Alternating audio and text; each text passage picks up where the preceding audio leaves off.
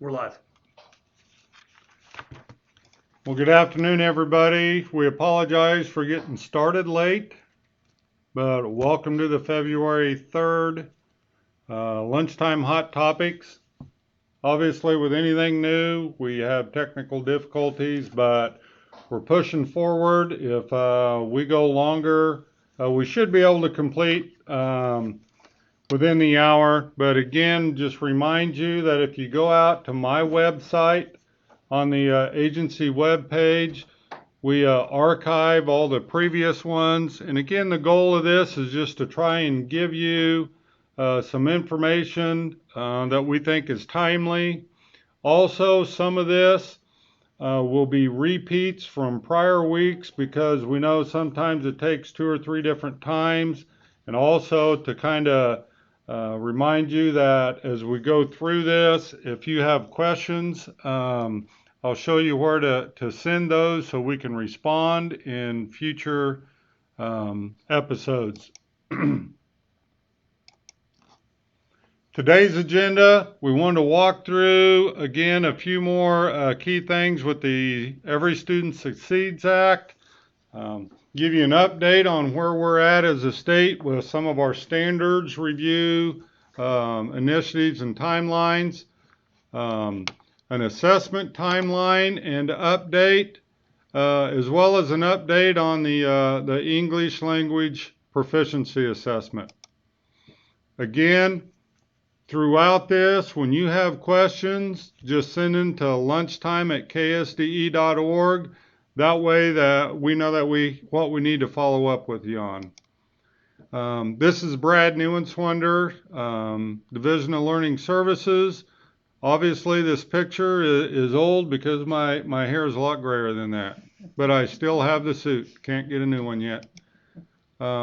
First of all, the Every Student Succeeds Act. People kind of get that mixed up. It's always been ESEA, Elementary, Secondary, and Education Act. It was labeled No Child Left Behind for little over a decade. They reauthorized it, now call it ESSA. Just some of the main talking points on it, that when you're talking to your staff, your board, your parents, it maintains annual assessments.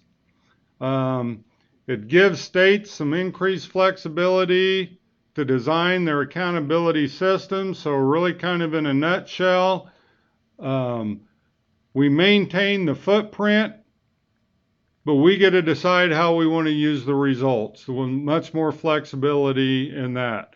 How we get local stakeholder input on it, I'll talk about that a little bit more in a minute. And then there's also some flexibilities on what states can do and allow school districts to do with some flexibility, even kind of some blending of some federal funds.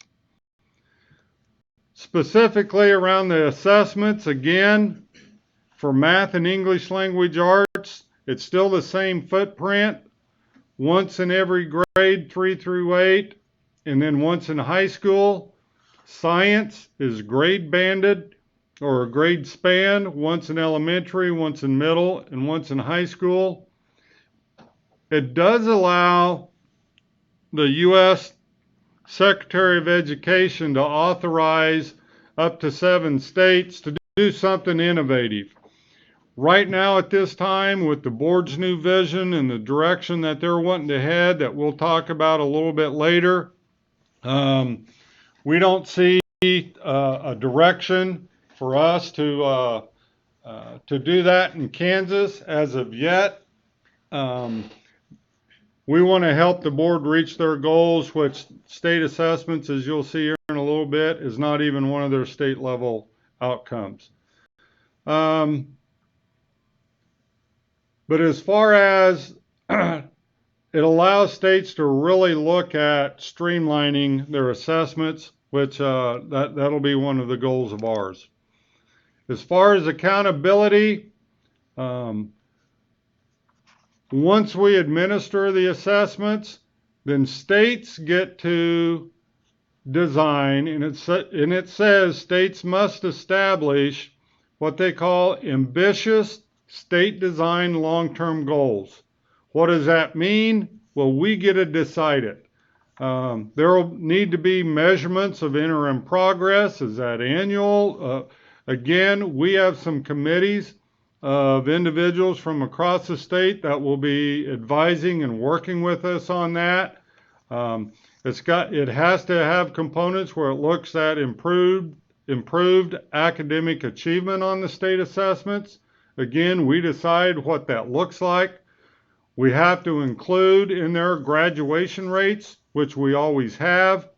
But again, you'll see where the state board is now going to emphasize graduation rates in one of their state outcomes.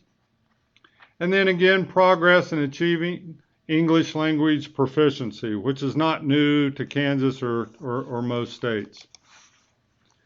As far as accountability, states will still be required to meaningfully differentiate schools using these several indicators. We now have that we rolled out a new framework this last fall, actually in December, a whole new accountability dashboard, which has always been known as the report card, to focus on things other than just academic performance. You will see in ESSA, they still continue to pull forward that word proficiency.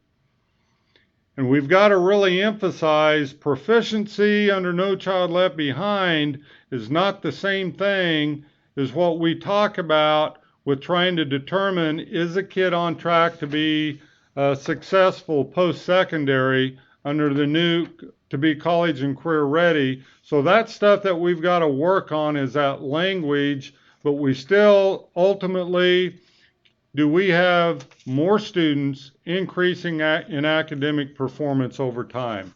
Again, graduation rates, English language proficiency.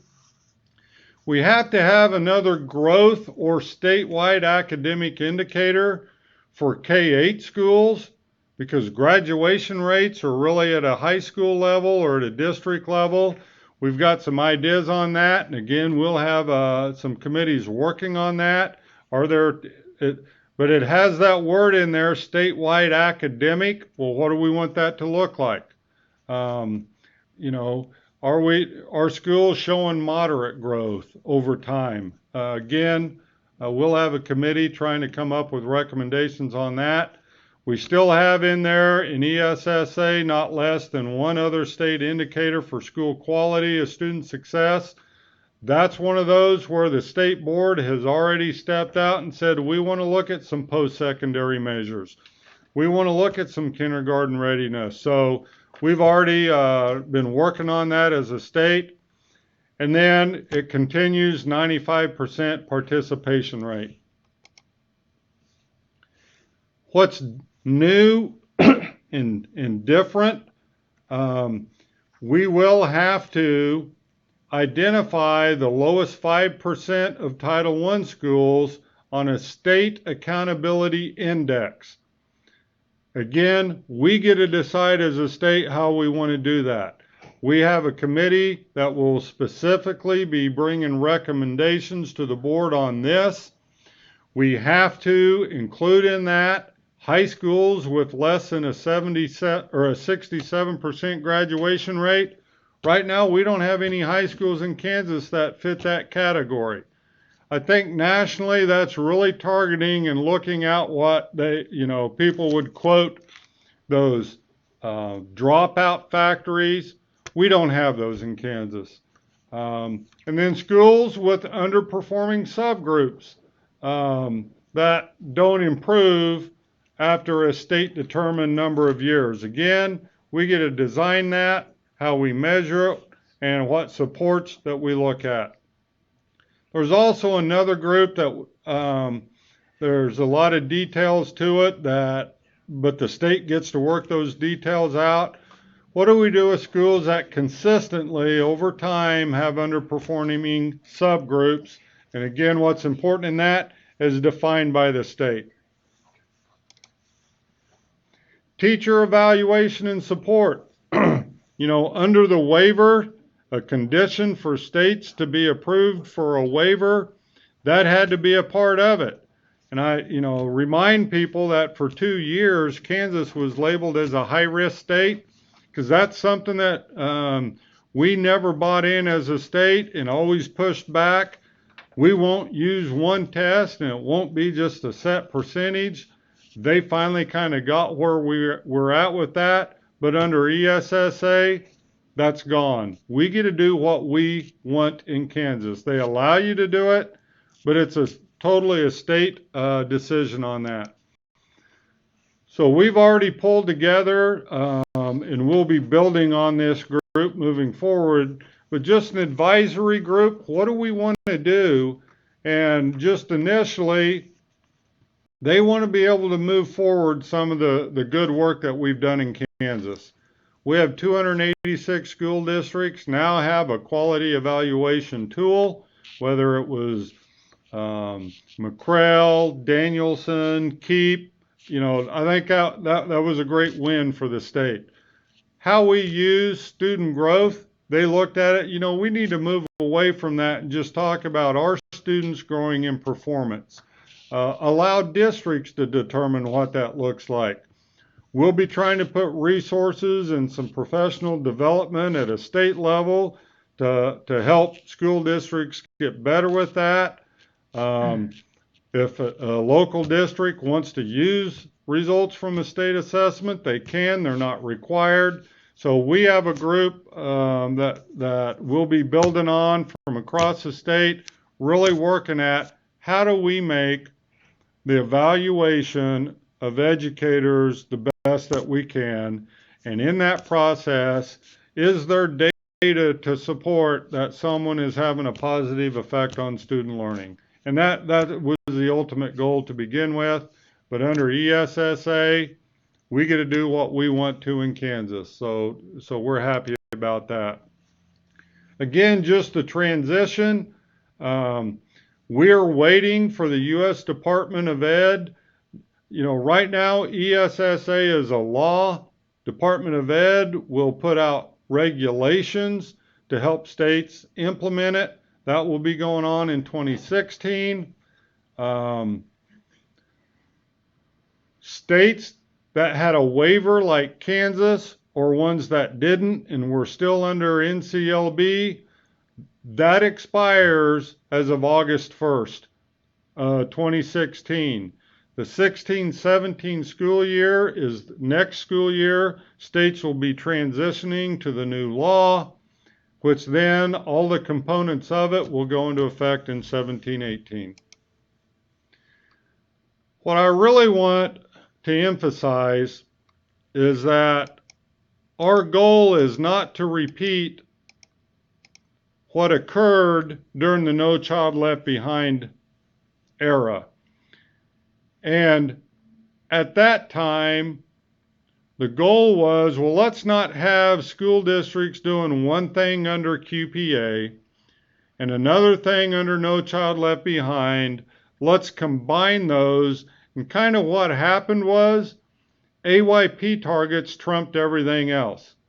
And what we really want to emphasize, there are some components of the Every Student Succeeds Act that we have to be compliant with, but those things are just going to be a sliver of where we're headed in Kansas with how the state board has defined what they want a successful Kansas high school graduate to look like, to be able to have the academic, cognitive, technical, employability, and they just added civic engagement because across the tour, Kansans said we want civically engaged students.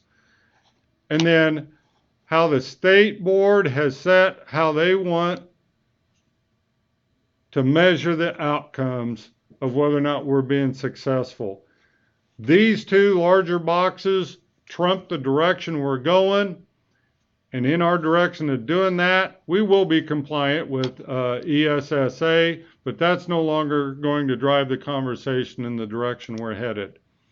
when you look at those three initiatives or those three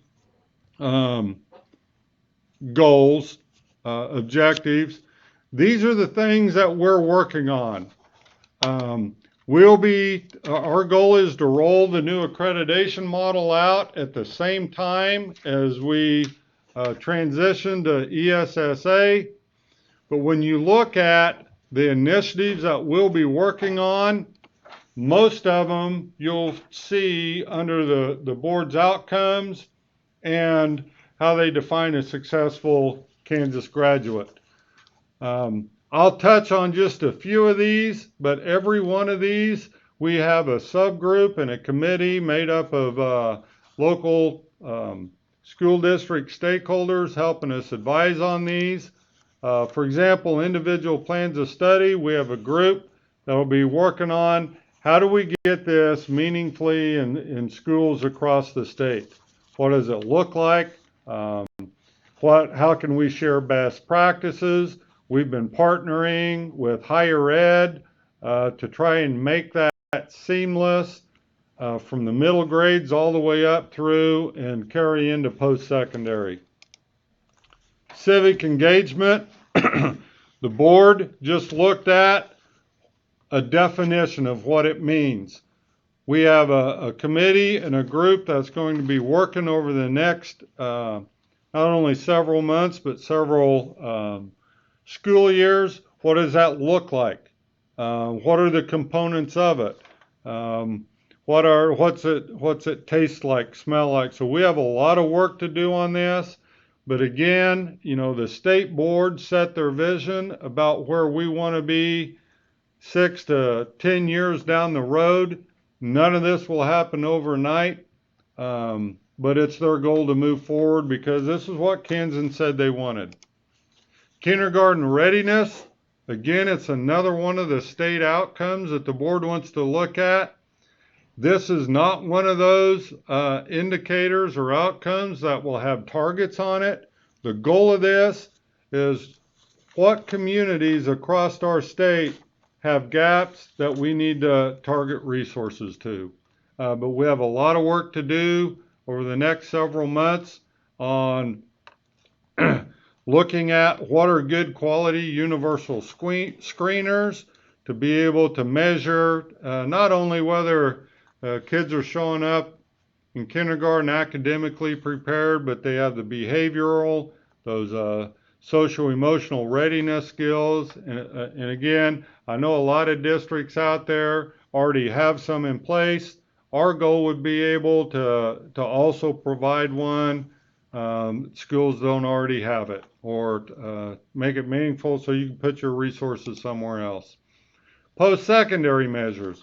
We already have much of that in place, but we have a lot of work to do to make sure that it's clean, it's accurate, it captures as much as we can. Want to make sure that we include kids going on to the military. So again, another great state outcome. And again, this was one of those that people on the tour and when we went back out said, we need to really be focusing on these. As far as accountability, again, we're going to have to establish some ambitious long-term goals, identify 5% of schools that the language says comprehensive support. Again, that's our Kansas Learning Network. This is very timely because even under the waiver, we would have been looking at identifying a new cohort going into next school year anyway. We now get to at least align to what the language in ESSA. It won't be the 5% priority and 10% focus. Our goal is to identify 5% for comprehensive support, or whatever we decide to determine the name for that. And again, we had a really good meeting with our ESEA Advisory Council a little over a week ago, and we talked about that. We have to get people to understand that we have communities with huge challenges, not only from poverty, to students that low percentage of students that have access to birth to 5 services, to students that high numbers, that percentages of ELL students. And once we understand that that's a reality, how do we get the supports to them that are needed? And there's always a lowest 5%. So rightfully, we need to get to them the supports that they need. This is just kind of a slide we put together that we can't, moving forward, let ESSA trump the conversation. Yes, we want to be able to know whether or not students are academically on track for success. We need to get supports going to schools and districts with the highest needs. But the majority of our focus moving forward over the next several years, can we help to get more kids graduated, more kids going on to some post-secondary, more kids prepared for kindergarten? And one of the state board's goals is, and we really believe that this will be one of the game changers. And out of our tour, and when we went back on the reunion tour to say, did we hear you right? Are we getting this right? The number one thing people said was, we need to focus on individual plans of study. So that's where our attention as a state's going to go, and the state board based it off what over 2,000 Kansans said that they wanted. So again, I know that was quick. I hope it's the 3rd, 4th time you've heard that. Sometimes we just need to have conversations around it, but if that brought up any more questions or you need clarity, again, send your questions to us and we'll move forward. The Most Honorable Scott Smith will be coming forward. I'm going to, in the interest of time, I'm going to move pretty quickly through these. A lot of these are simple updates that don't require a lot of narrative from me. But the first slide here is just to let everyone know that it is that time of year, every 7 years, that we begin reviewing our curriculum or content standards. Go past that. So the details of the work, we have 2 committees, one for mathematics and one for language arts. We've got another one coming up. But as you can see, review current content standards and recommend changes, a variety of in-person and virtual meetings. So what we're really getting at with these 3 slides is we need nominations from you. Obviously, we are hearing from the field that the standards, the College Career Ready standards, lots of support for them. Please don't make radical changes. Many districts are in the place of implementing them for the first time. So who do we want?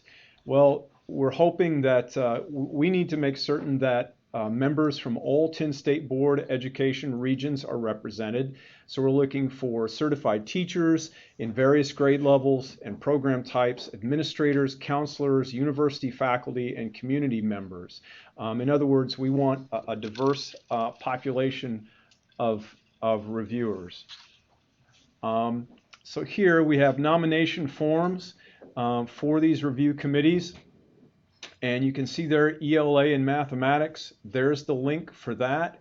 And then we have another link for the World Language Standards Review Committee, which may not be as prominent on your radar as the ELA in mathematics, but the same criteria apply for the people we want. So we hope to see lots of names submitted so that we have a difficult task of choosing, which is what we want.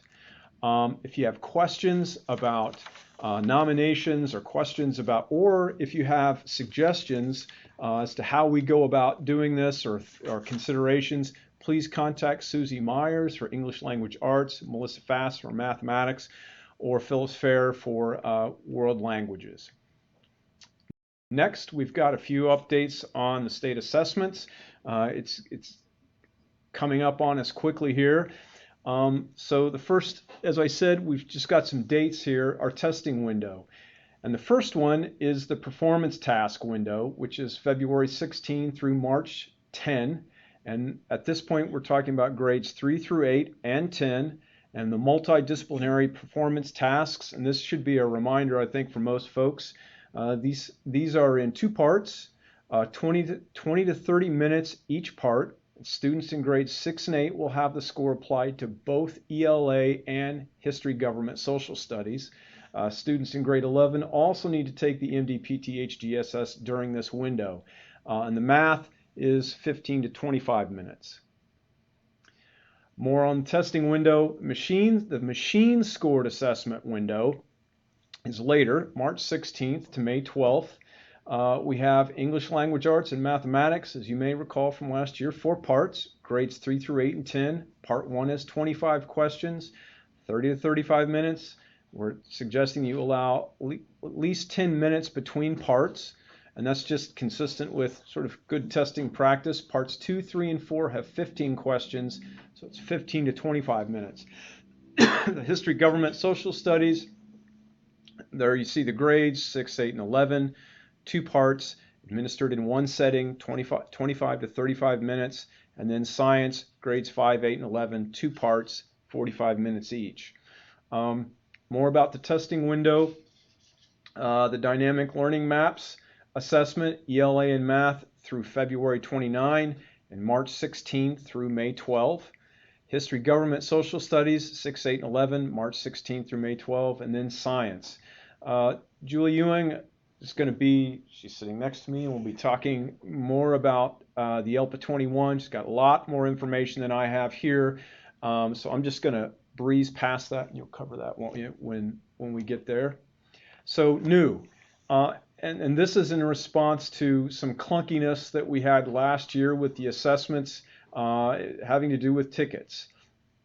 And we heard loud and clear from folks, instead of pre-printing tickets, daily online password tickets will be generated.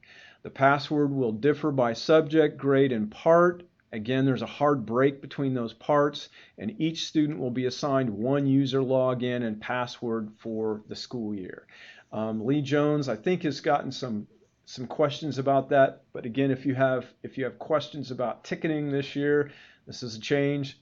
Just give Lee a call, and he'll be able to help. The performance tasks. The multidisciplinary performance tasks must be hand scored. The performance tasks are administered in a different testing window, as I just said. Scoring will be virtual and needs to be completed before the end of the school year, May 15. So schools have a couple of options. You can either have a district building scoring day. Some folks are sort of making that work, or option 2, individuals may volunteer to score independent of an organized event. CETE contracted to have the math performance task items scored by a vendor. So all we're really talking about here is the English Language Arts. So a couple of things that I don't have mentioned up there. For those scores, what we're really talking about is an hour-and-a-half training that's online, and then we're hoping for each scorer to score anywhere from 20 to 25 papers, and each one takes between 5 to 6 minutes. So including the scoring and scoring 25 papers, no more than 4 hours. So just as a simple example, what we've been saying is we're asking that you score 150 times the number of assessments or that you've given. So supposing you administered 100 tests, so you're looking at 150. If you divide 20 to 25 papers per person into that, you could do this with 7 people. And again, those persons would need an hour-and-a-half scoring or training online, and then 5 to 6 minutes per task or per MDPT. So you have questions. I don't think that's not where I want it. So again, if you have questions on the MDPTs, you can Cauley Jones, I know some folks he's learned a lot about what districts are doing with in-service days, and he can talk to you about some models, some things that schools are doing. Again, this is new, so there's a learning curve for folks, but our fingers are crossed that this is a manageable thing. Lots of feedback about the professional development that this offers. You're not scoring your own students. So this gives teachers a window into what other schools and what students are doing in other districts. So with that, I'm going to skip over to Julie Ewing.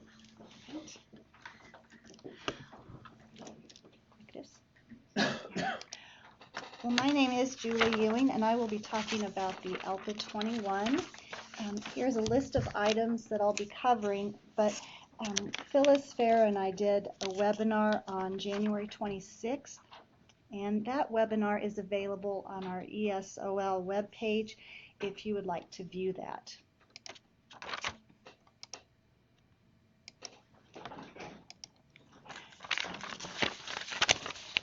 The ELPA 21 will not function on the current KITE platform. It is a separate process from KITE or DLM.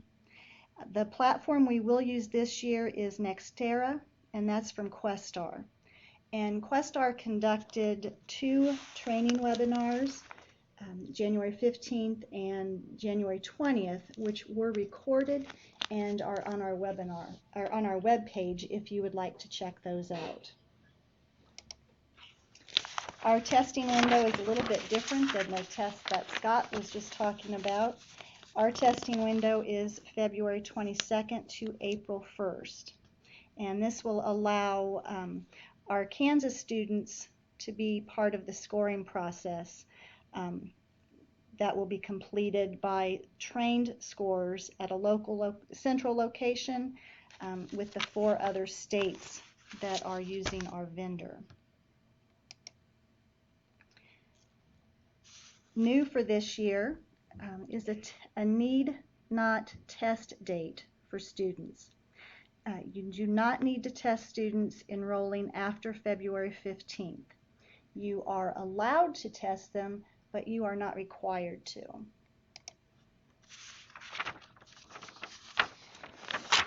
Nextera is getting ready for our state and will soon be sending out an email to the district testing coordinators when they do have test records and things ready to go.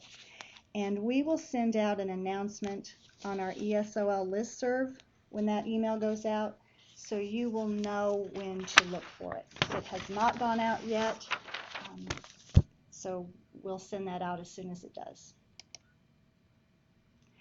Just a little bit of information on the K1 writing, because all of our assessments are online with the exception of K1 writing.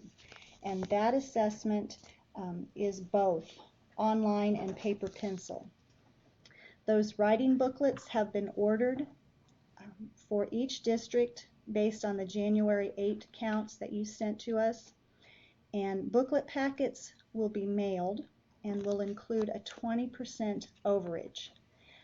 Very few districts will need to order additional booklets for newly enrolled students. But it is possible to do so from the Nextera administration system if you need to. No grading or scoring will be done by local test administrators, and the identification labels with the student name, number, etc. Will be provided for those booklets. And booklets will be returned to Questar at the address provided in one mailing or shipment. ELPA 21 is given on the computer with the exception of K1 writing. The specifications are listed here. I just want to note that the interactive demos are limited to PC and Macs using Chrome browser. So students will not have the benefit of practicing on iPads this year.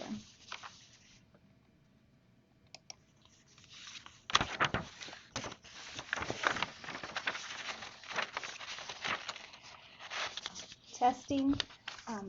Any school employee, such as a certified teacher or administrator, that has completed the security and ethics training with the district may proctor the ELPA 21. The interactive demos are available now, and students can get on and use those.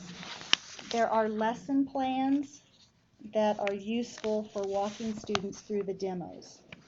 The demo gives a sample of each item type for students to practice.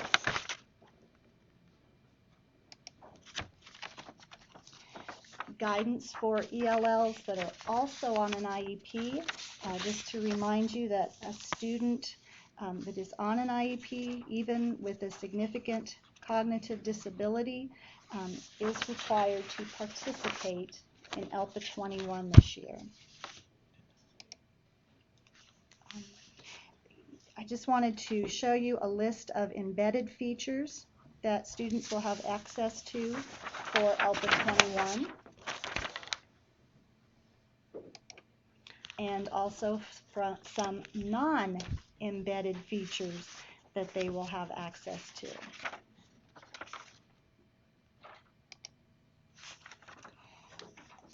An ELPA 21 brochure for parents is available at elpa21.org. It is not required to send this to parents. We have had several districts ask about this information, though, so I wanted to let you know that it is available if you'd like to look at that.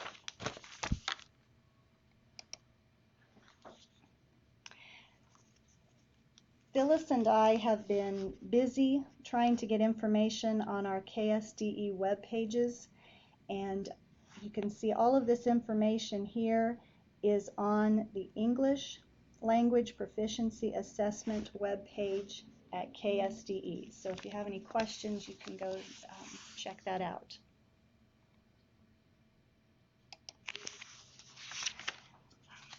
Some dates to be aware of.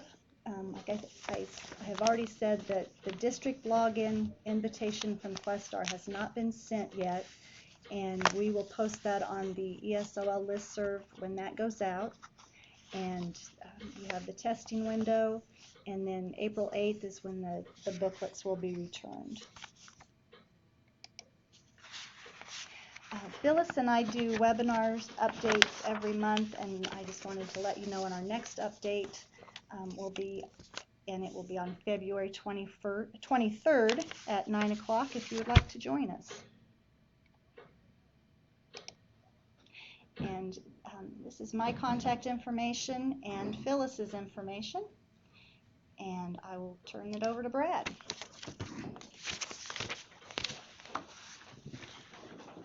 Well, thanks for joining us again today, and apologize that it took us a few minutes to get started. Just remind you again that these will be posted. It should be up in the morning on our website, and you can share it throughout. And please, when you have questions, send them to us. This is how we know what we need to look for future meetings, as well as what answers we need to get out across the state. So with that, we thank you for tuning in, and I hope everybody has a great week.